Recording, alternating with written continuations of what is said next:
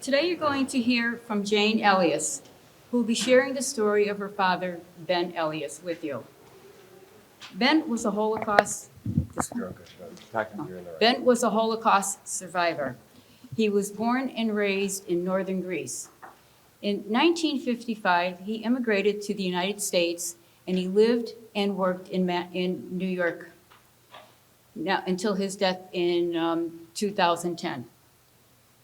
Now, although Benny is not here today with us because he is deceased, his daughter Jane is going to share some video clips of his testimony with you today. May I introduce Jane Elias.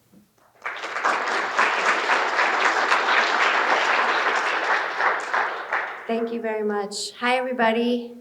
Hi. It's nice to see you all. There are a lot of you today, which is really nice. I know that you're taking in a lot of information today. You already saw the film this morning, and then you just watched another speaker. So I really appreciate you giving me your attention for the next 40 minutes or so. I will do my best to be concise and clear. And as Joanna just said, unfortunately, my dad is not here to share his story with you in person, but I feel very lucky and privileged to be able to share his story with you and show you some video clips from an interview he did in 1995. So I just want to explain real quick, this says Heritage Testimonies. This presentation that I'm about to share with you was put together with the assistance of the Museum of Jewish Heritage in New York City. They have a program called Heritage Testimonies that's designed for children of Holocaust survivors like me, grandchildren, really any relatives of survivors, to put together a presentation to share with students when the survivor is no longer able or is no longer alive and able to share their story with us firsthand. So I just wanted to acknowledge the museum. And the clips that I'm going to be showing you, the interview clips, they were taken from an interview that was conducted by the Shoah Foundation, which was a foundation that was founded by Steven Spielberg back in the 90s after he made the movie Schindler's List.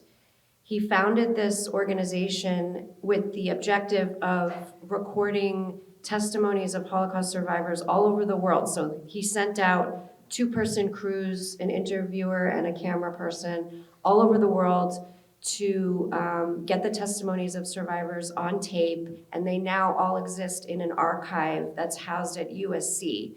So later on, if you want to Google USC Shoah Foundation, you can actually access a lot of these interviews online. And you can hear, not all of them are available in full, but I think they do have a lot of clips that you can access for free. So as I said, this interview was done in 1995 when my dad was 65 years of age. My dad's name was Benny Elias. He was born on August 8th, 1928. His birth name was Benjamin Elias, and he and his family lived in a town in the north of Greece called Kastoria. And this photo is an aerial photo of the city as it looks today. As you can see, it's a pretty beautiful place. It's in the north of the country. It's surrounded by a lake and mountains. And it was well known at the time mainly for its fur industry. And at the beginning of World War II, the Jewish population of this town was 991 people out of a total of between 8,000 and 10,000 people. And the Jews who lived there were Sephardic. This means that they were descendants of the Jewish people who were expelled from Spain in the 15th century. So besides their native Greek language, they also spoke a language called Ladino, which is primarily medieval Spanish, but it also has a little bit of Turkish in it and a little bit of Hebrew. My dad lived there with his parents and his 4 brothers and sisters. This is a photo of my grandparents, Allegra and Kalev, that was taken when they were first engaged to be married. This is a photo of my grandfather's flour mill, which was the family business. This was where they ground up the grain to make into flour that was sold to the local bakeries, and the mill was located just about a mile outside of the main city of Castoria. These two photos show my dad and his siblings. In the photo on the left, that's my Auntie Lena standing on the right. She was the oldest. Vital on the left was the second oldest. My dad, Benny, is seated in the front, and then their little brother, Moshe, or as they called him, Moshiko, seated in the middle. And their little sister, Solika, or Sally, is pictured in the photo on the right. I think that my dad is about 7 or 8 years old in this photo, which would put it at 1935 or 1936. So my dad described life in Greece at this time as being really happy. He had a really happy childhood. It was a joyful place to grow up. There were no real issues between the Jewish community and the Christian community. In fact, in Castoria, the Jewish and Christian community lived in harmony for millennia before World War II. And just to give you a little historical context, these maps of Greece show, the map on the left is Greece in 1933, and where the cursor is, this is where Castoria is, where he was from, in the north of the country. During World War II, in the spring of 1941, Germany defeated the Greek army and they occupied Greece. And at that point, the country was divided into different zones of occupation, which is what the map on the right shows. So the dark brown area, which is this central and southern portion, was occupied by the Italians. This tan area in the north was occupied by Germany. And this gray area to the east was occupied by the Bulgarians. So until late 1943, Castoria, where my dad lived, over here, was occupied by the Italian army. So this first clip I'm gonna play you, my dad is describing what life was like for their community during that time. The Italians were treating the Jews very good. We didn't have any problem at all. And in fact, my father at that time was the president of the Jewish community. And through friends that they knew the major of the Italian army there, he was able to talk to the major, and he says, you don't have to be afraid. We're not going to touch the Jews. As long as we are here, you are safe. And that made us a little easier because we used to hear things that the Germans were doing. Not exactly what they were doing, but they knew that they were doing some bad things to the Jews.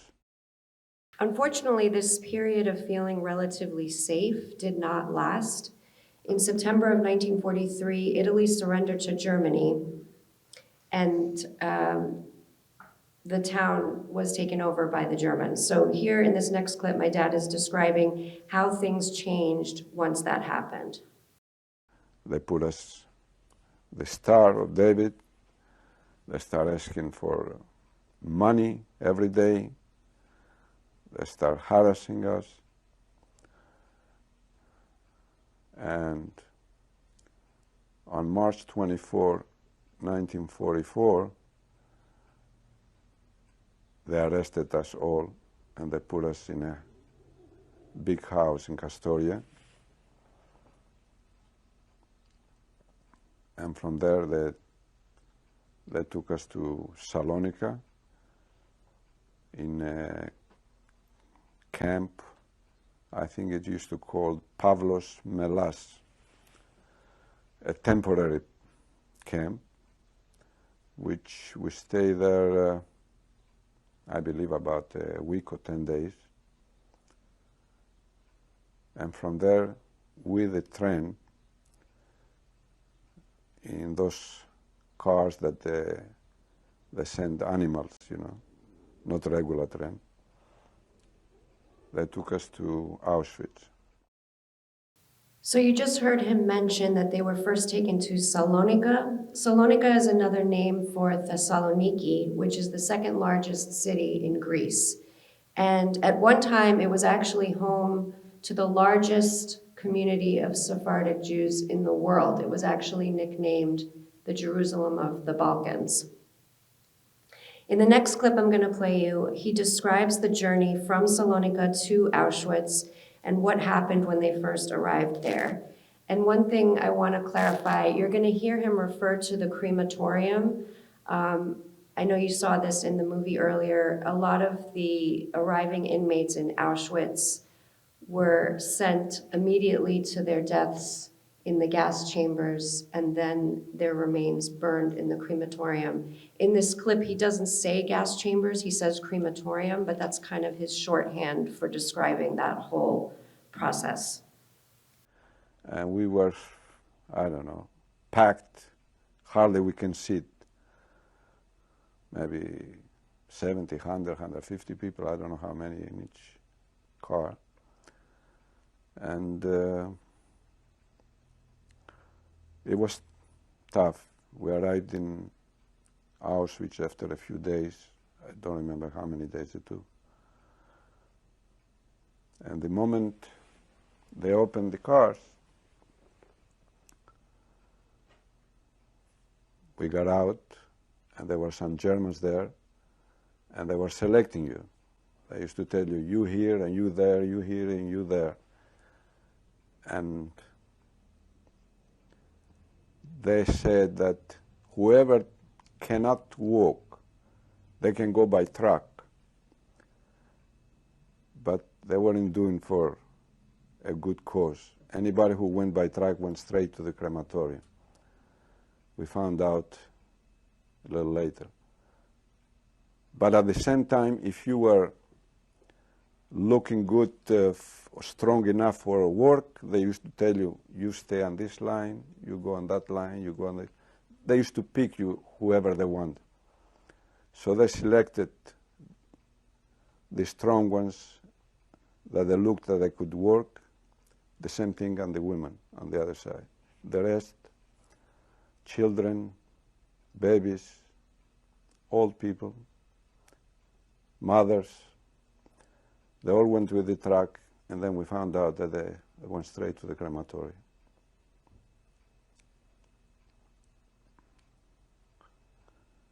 What happened? At that point, we didn't know, and when we found out, and we said we didn't even say goodbye to our mother, to our uncles, brothers.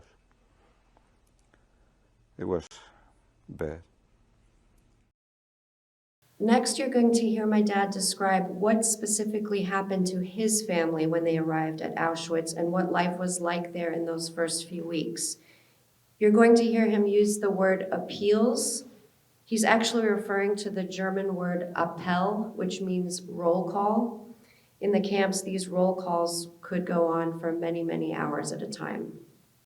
Well, they selected me, my brother, and my father. My older brother and my father. Selected you for labor. For labor. My mother, my little sister, and my little brother, they all went by truck, and then we found out that they were cremated. My older sister, Lina, she was also taken for labor. They put us in the barrack, they undressed us, they shaved us, they took everything what we had, and they gave us uniform, the striped uniform.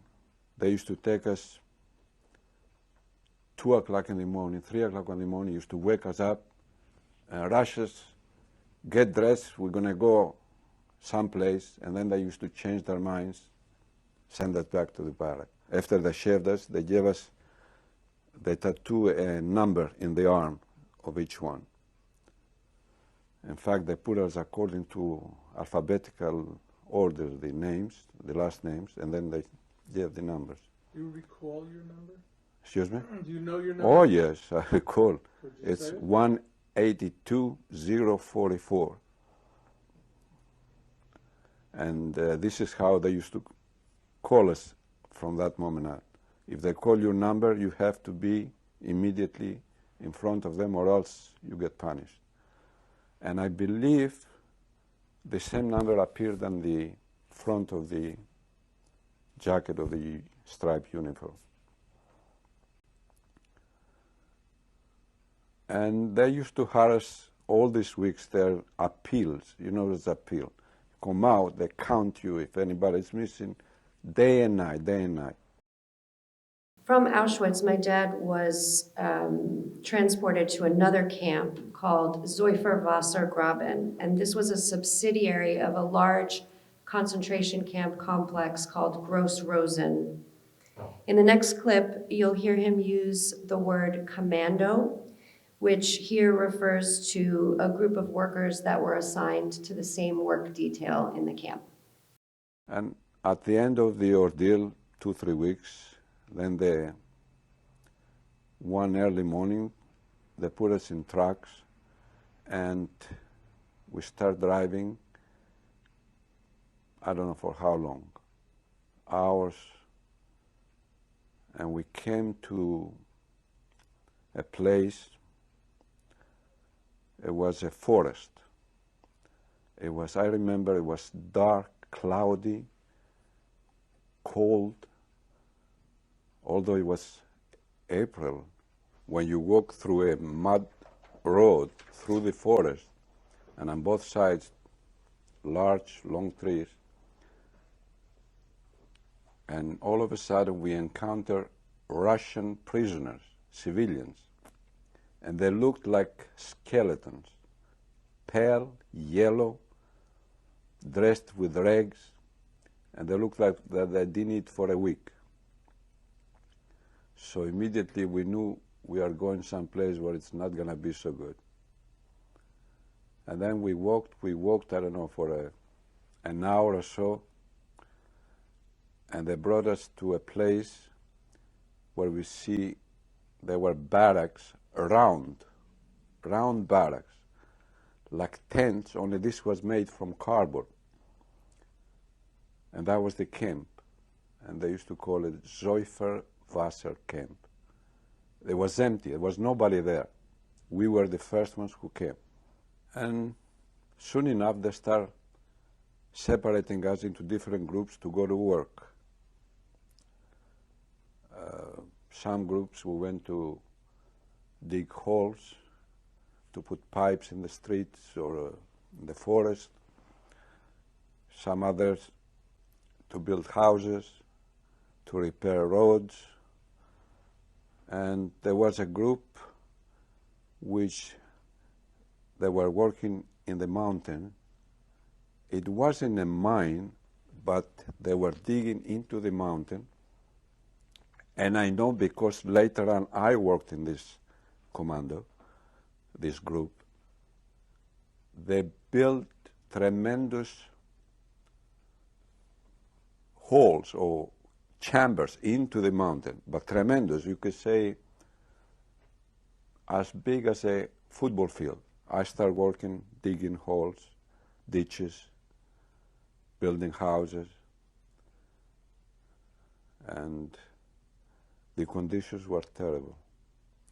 We used to get very little to eat, mostly soup, which God knows you can call it soup. It was hot water. And if we found a potato inside, we used to say, whoa, this is a treat. My dad stayed at this camp throughout the rest of 1944 and into the beginning of 1945. In this next clip, he describes one particular incident that he witnessed that made a lasting impact on him. And I remember an instance which I'll never forget. They said that 3 Hungarians tried to escape and that they caught them. And they brought them into the camp.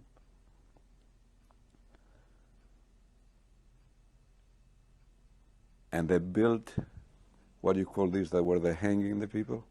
Gallows. A gallows.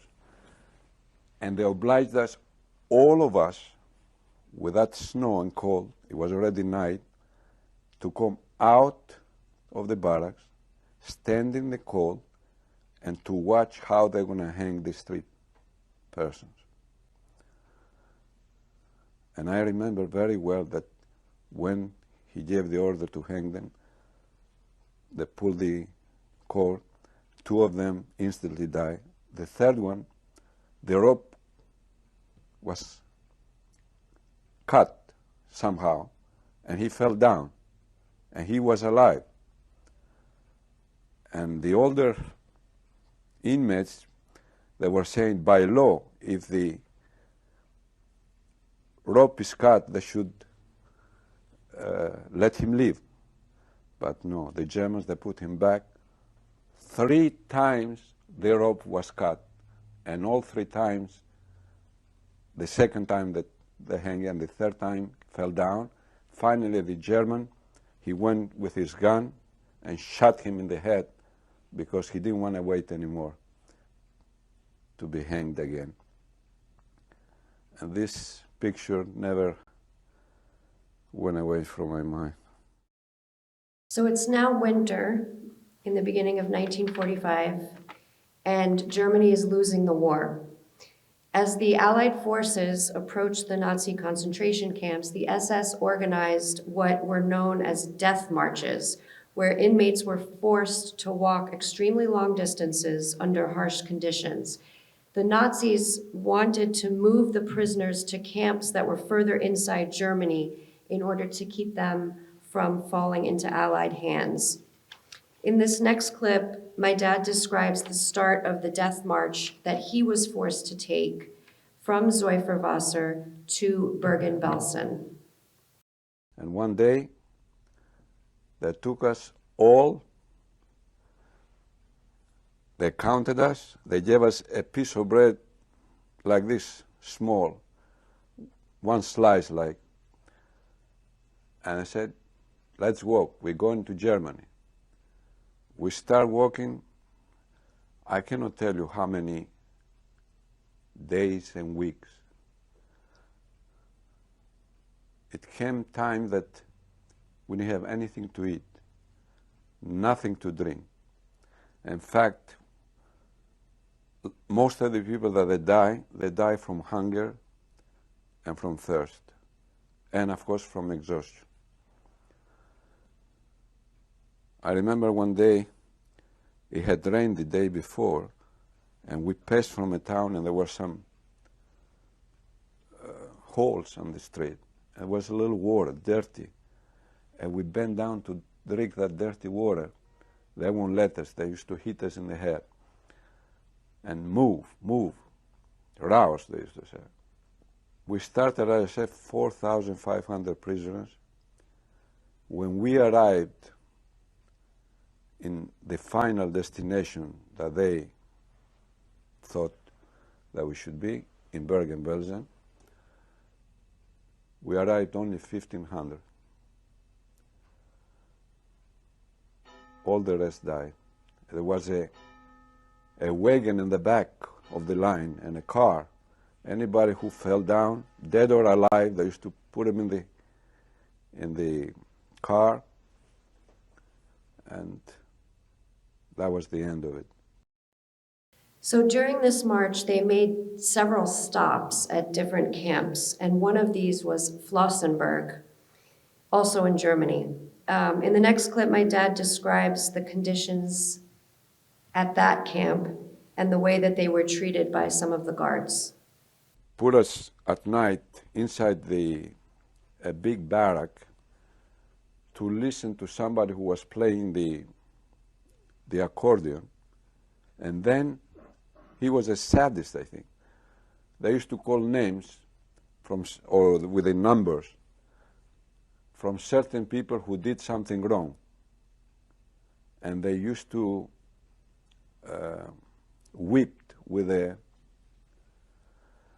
leash, you call it, 25 in the behind. And it happened that one of my friends from Castoria, I think was maybe a little younger than me. He probably was 15, and they beat him 25 with a leash. He almost died, and I think later on he did die. I remember also in this Flossenburg, we used to stay in line to get coffee, the so-called coffee. I think it was a brown water. But we had to have something to drink. I stayed 2 hours or more in line, and they were in front of me another 10, 15 at that point after 2 hours, and then all of a sudden they said, there's no more. So we waited there for 2 and more hours, and in the end we didn't get anything. It was terrible. After this brief stay in Flossenburg, they resumed the death march. And this whole time, my dad was still able to stay together with his brother Vital and his father Kalev. In the next clip, he's going to tell us what happened to his father during the last part of their journey. My father, he was so thirsty. We all were. We didn't have anything to eat or drink for days. They say that you cannot live without water. Yes, you could. But the tongue was like a piece of wood. We didn't have saliva. So my father at that time, on the train going to Bergen-Belsen, he died on that train. And when I say train, it's always boxcars. You know what I mean, the ones that they carry the animals. And I lost my father. I saw him die right there on the train. Who knows where he's buried, if he's buried, or where they threw him. So I wanted to show you this map which traces the major death marches and camp evacuations. As you heard my dad describe, they traveled from Gross Rosen, which is over here, to Flossenburg, southwest to here, and from there up to Bergen-Belsen here. So Google Maps tells us that this route covers a distance of 1,000 kilometers or 620 miles. And just to give you a sense of how far that really is, if you were to walk from New York City to Washington, D.C., and back again, you would still need to walk another 120 miles to cover that distance. After my grandfather died on that march, my father and his brother Vital arrived in Bergen-Belsen. At this point now, my dad's 16, and Vital would have been 19 or 20. In the next clip, he describes how they were able to barter with some of the other inmates in the camp to help prolong their lives. So they said to us, you just got bread. Can you give us some bread? We'll give you what we have. We have tobacco. And this tobacco saved our lives for a few more days, because what we were doing is we did like a corporation. Can you imagine? The mind somehow started working at that. My brother used to hold the tobacco because they steal it to you. You had to hide it. My cousin used to guard my brother so nobody should go on top of him and steal it. And me and the other cousin, we found a little can. Do you know where they used to put the needles of the gramophone in the old time? They used to have a small little can. So we put enough tobacco for about 2 cigarettes, because we couldn't show the whole package. They would have killed us, And we used to go far where the Russians were, on the other side of the barracks. And we used to tell them, in Russia, we knew a few words. Papirosky. You want papirosky, the cigarettes? Cheers. So we used to make deals. How many soups you going to give us? 2 soups for 2 cigarettes, or 3 soups, or 1 soup? Yeah. In the beginning, they were giving us 2 and more soups. Then later on, they were giving less. So this way, for a few days, we were able to get soup so we can eat all four of us, and that kept us alive. In the next clip, you're going to hear him describe what happened to his brother Vital, and you're going to hear him use the word capo. The capos were prison inmates who were often Jews themselves, and they were given supervisory roles in the camps. One day, my brother was in line, and for no reason, this German started hitting everybody, and they hit my brother in the spine, and they broke the spine. And after they broke the spine, he felt so sick he couldn't walk. They took him to a different barrack where they had only sick people, and they used to leave them there to die. So I said, I have to see my brother.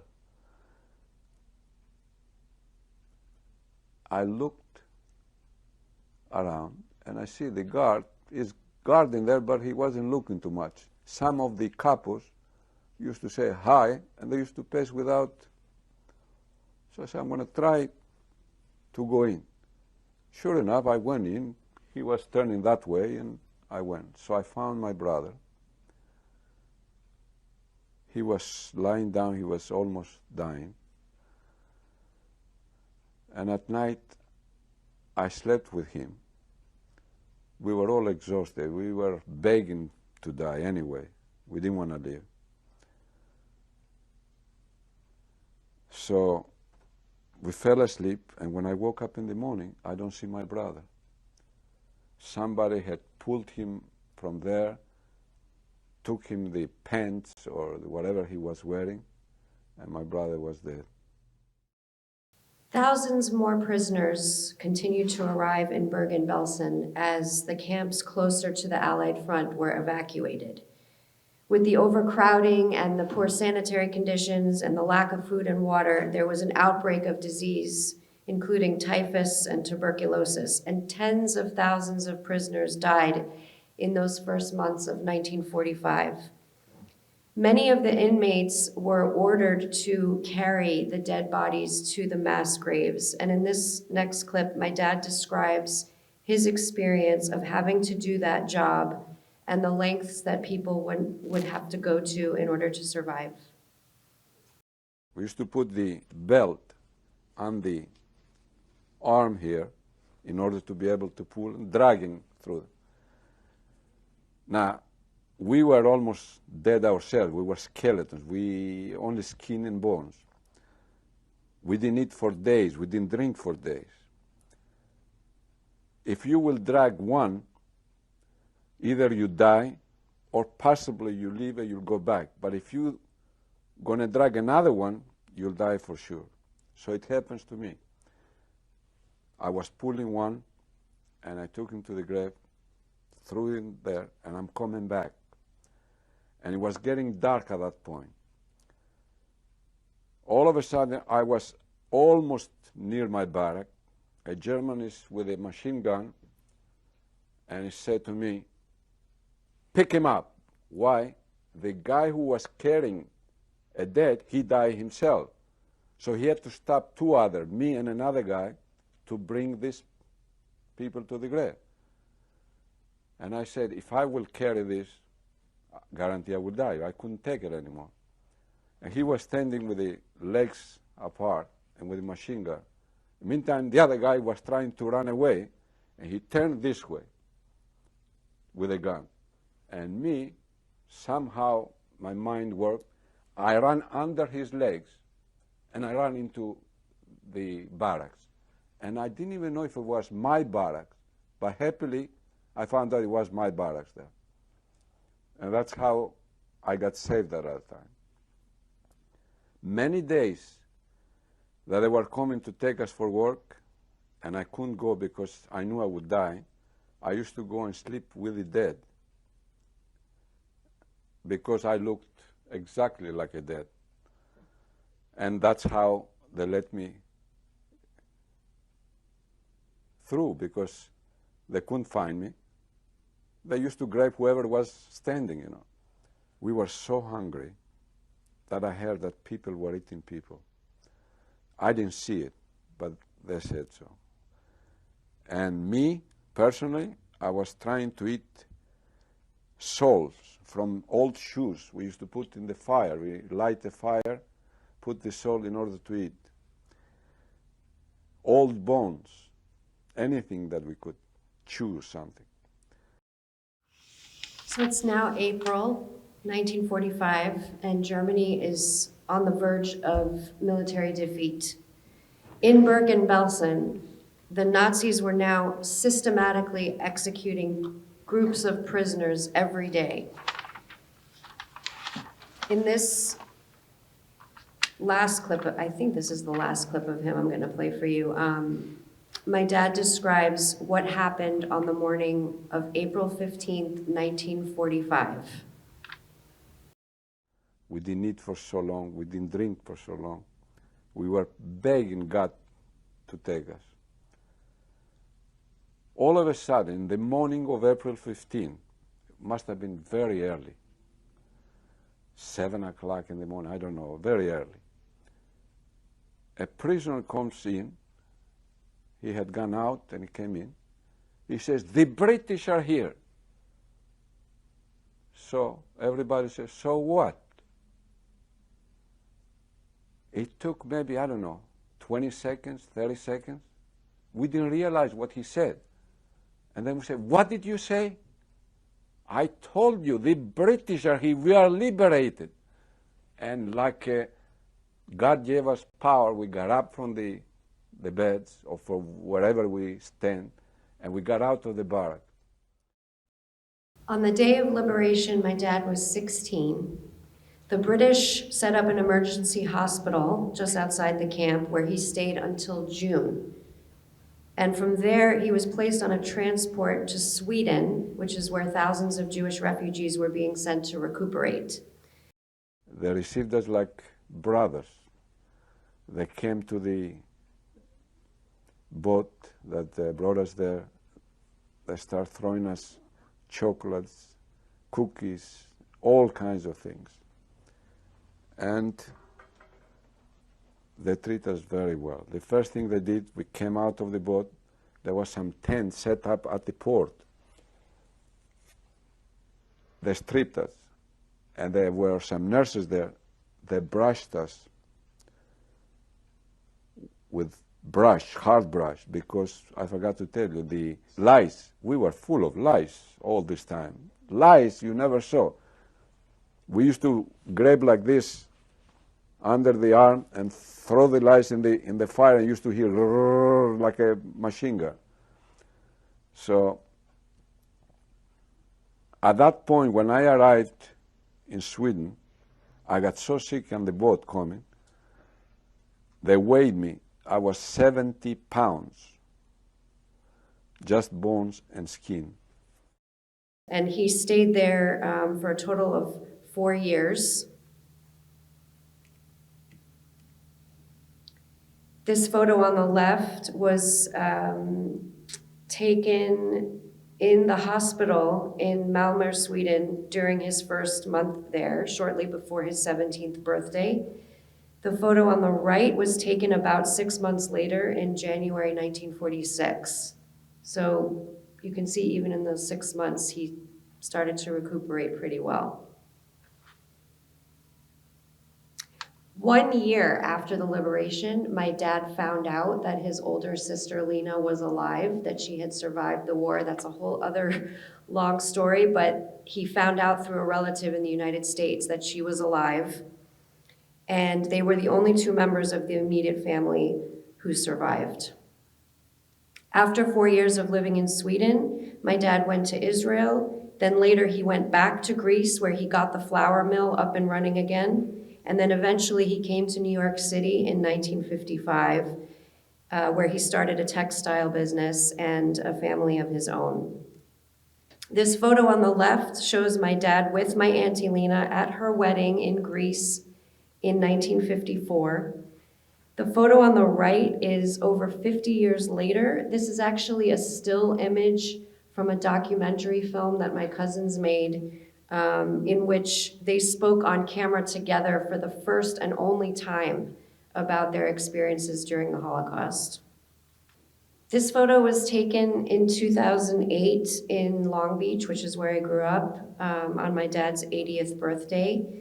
That's him sitting in the front. My mom, Varda, standing behind him. That's me standing on the left. My two sisters on either side of my mom, and the 7 grandchildren.